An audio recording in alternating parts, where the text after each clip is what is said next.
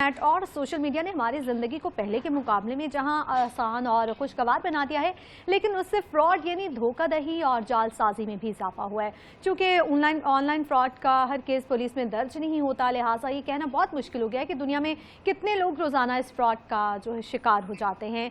Online fraud एक हकीकत है जो पूरी दुनिया को तल खून पीने पर मजबूर कर रहा है, लेकिन क्या ऑनलाइन फ्रॉड को रोका जा सकता है? एथिकल यानी अखलाकी हैकर IT एक्सपर्ट सऊद हमारे साथ मौजूद हैं, उनसे जानते हैं। बहुत शुक्रिया सऊद आपके कीमती वक्त का। सऊद, नाज़रीन को बताइएगा कि जैसे आजकल हमें एक मैसेज मौसूल हो रहा है कि शॉपिंग का डिलीवरी एड्रेस जो है वो तब्दील करें और लिंक पर क्लिक करने से पैसे से हाथ धोया जाता है, ऐसे वाकयात से कैसे बचा जाए?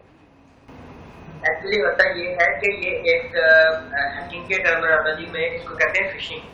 ओके। ये फिशिंग का तरीकाकार है और इसके अंदर ये होता है कि जो भी कस्टमर होता है या वो टारगेट होता है स्कैमर्स का, वो ये करते हैं कि वो उसको एक लिंक भेज देते हैं जो कि एक उनको फेक वेबसाइट पे ले जाता है जी।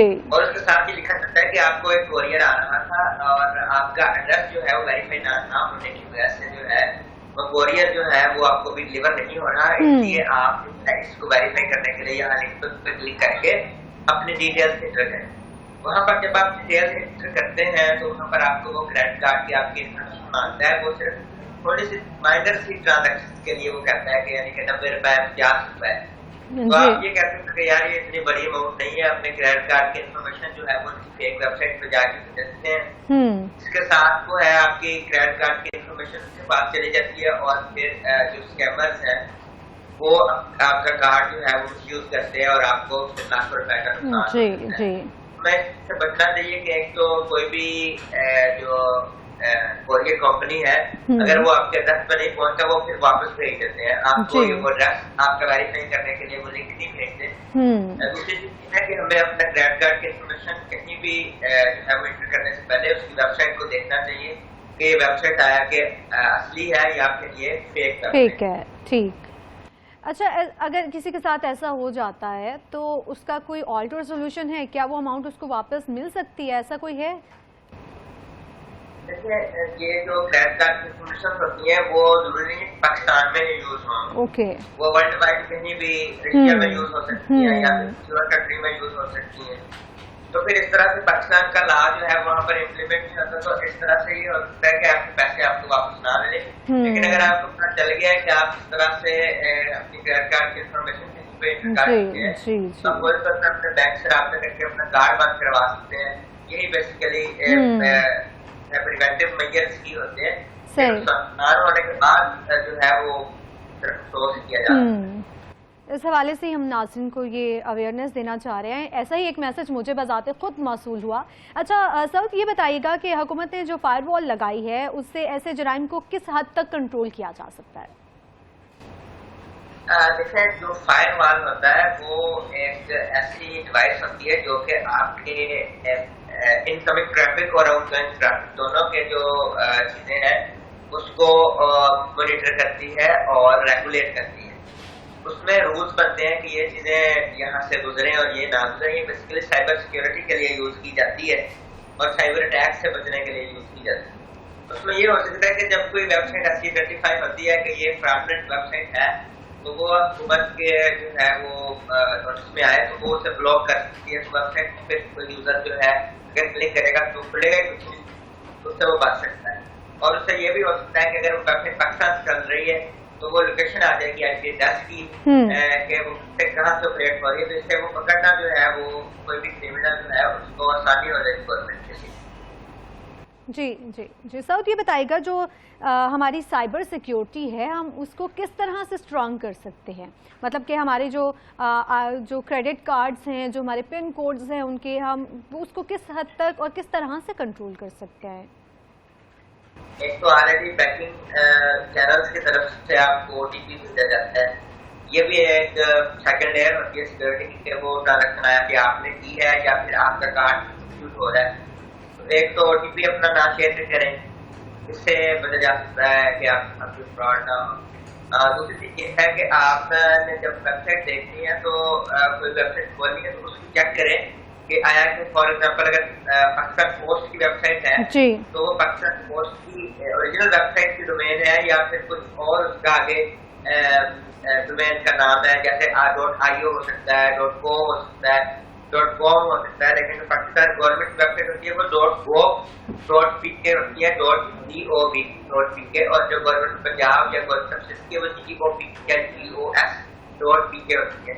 तो इस तरह से गवर्नमेंट वेबसाइट को जो है हम डिफरेंशिएट कर सकते हैं, और जो दूसरी वेबसाइट है जैसे दूसरी कोरियर कंपनीज है या कोई और शिपिंग की बड़ी वेबसाइट है, तो उनको हम देख सकते हैं कि ये उसकी ओरिजिनल वेबसाइट है या नहीं। उसके लिए आप गूगल पे जाकर चेक कर सकते हैं कि असल वेबसाइट पे आप अपना डाटा जो है वो दे रहे हैं या फेक वेबसाइट पे दे रहे हैं। दूसरी चीज है गवर्नमेंट लेवल पे साइबर सिक्योरिटी चीजें होती है, उसके लिए जो है गवर्नमेंट अपने चेक्स करती है, लेकिन पर्सनल तौर पर जब तक आप अपनी चीजें सिक्योर नहीं करें, गवर्नमेंट जो है बेसिकली आपको फ्रॉड होने से बचा रही है।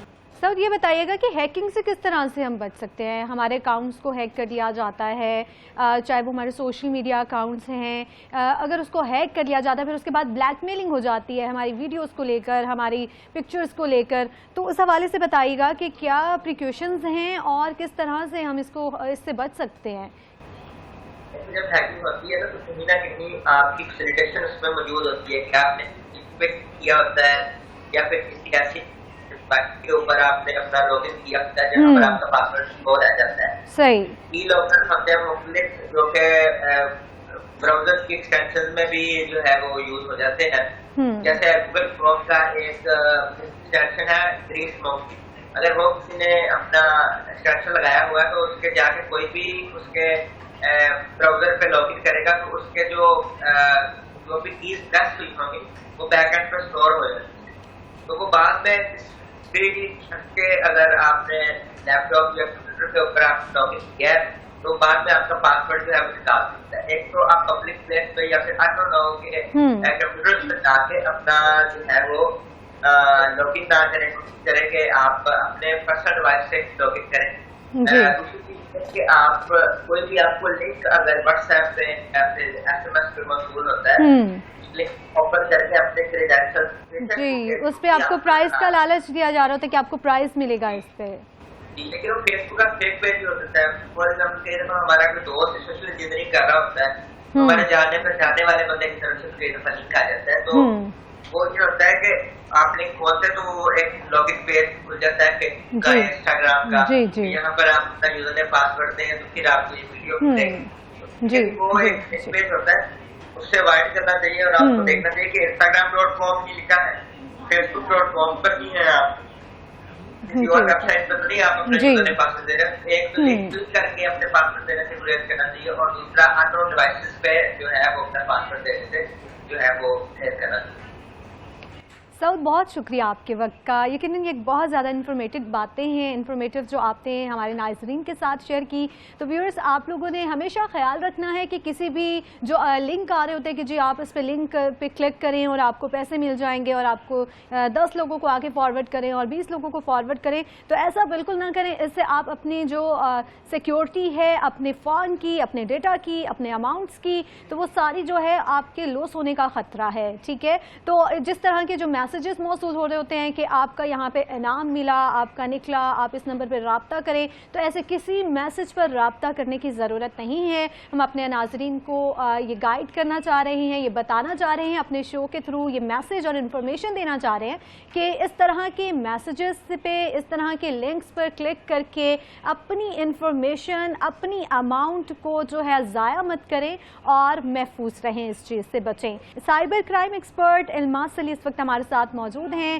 सर, बहुत शुक्रिया आपके वक्त का, आपने हमारे प्रोग्राम के लिए वक्त निकाला। सर, ये बताइएगा, हम साइबर क्राइम के हवाले से बात कर रहे हैं, तो मुझे ये बताइएगा कि हुकूमत ने जो फायरवॉल लगाई है उससे जुराइम को किस हद तक हम कंट्रोल कर सकते हैं, और ये भी बताइएगा कि वाईफाई का इस्तेमाल जो बताया जाता है कि बड़ा रिस्की है, क्या किसी के वाईफाई इस्तेमाल करने से भी आपके पासवर्ड जो हैं होते हैं? आपके फायरवॉल है, बेशुमार चीजें हो रही हैं, लेकिन जो कोड करने वाले हैं, जो उसका कॉपर करने वाले हैं, वो उसी लेवल पे एक स्टेप एडवांस होती है, कोई ना कोई वो मैकेनिज्म इवॉल्व करते हैं। तो सबसे इम्पोर्टेंट चीज ये है कि आप अपना पासवर्ड किसी के साथ शेयर नहीं करना। आपने इररेलेवेंट आपको जो मैसेजेस आते हैं उसको खोलने की और क्यूरियोसिटी होती है कि इसके अंदर देखने क्या है। तो जब आप उसको खोलते हैं, it leads to certain coded message जिससे आपका पासवर्ड आपसे हासिल कर लेती है। अपने आप को इंटरनेट टेक्नोलॉजी में बहुत सिंपल रखें। आगे जब तक इस पे नहीं आएंगे, इररेलेवेंट चीजों को नहीं प्रोब इन करेंगे, खोलेंगे नहीं, आप हमेशा वल्नरेबल रहेंगे और एट रिस्क रहेंगे। तो बस सिंपल उसमें मैसेज ये है कि कम से कम आपने जो ऐसी एप्स जिनको आप नहीं जानते, ऐसे अकाउंट जिनको आप नहीं जानते, ऐसे लोग जिनको आप नहीं जानते। अब आप देखिए, मैं आपको सिंपल सी मिसाल देता हूँ कि आपको फेसबुक पे एक फ्रेंड्स रिक्वेस्ट आती है और वो किसी ऐसे शख्स की तरफ से होती है जिसका ये इंग्लैंड में बैठा हुआ है, और आप देखते हैं कि मैं इसको ले लूं, उसकी शक्ल पे आप जाते हैं, फिर आप कॉमन फ्रेंड्स देखते हैं तो आपके 40-50 कॉमन फ्रेंड्स भी निकलते हैं। मैं आपको ये बताना चाहता हूँ, एक बंदा मैं ये ब्रिटिशर है, उसके अकाउंट में पाकिस्तानी 50 लोगों का ताल्लुक है। उसके अकाउंट में वहां के लोग होते चाहिए, वहां के लोग होते भी सारे पाकिस्तानी होते हैं to fall for that actually। तो ऐसे जो मिसलीडिंग अकाउंट्स हैं उनसे अपने आप को दूर रखें। The best way to। Sir ये बताइएगा कि ऑनलाइन बैंक में तो अदायगी के लिए कार्ड का इंतजाज करना पड़ता है, तो क्या तमाम कंपनियां हमारे बैंक अकाउंट से पैसे निकाल सकती हैं? नहीं, ऐसे नहीं है। देखिए,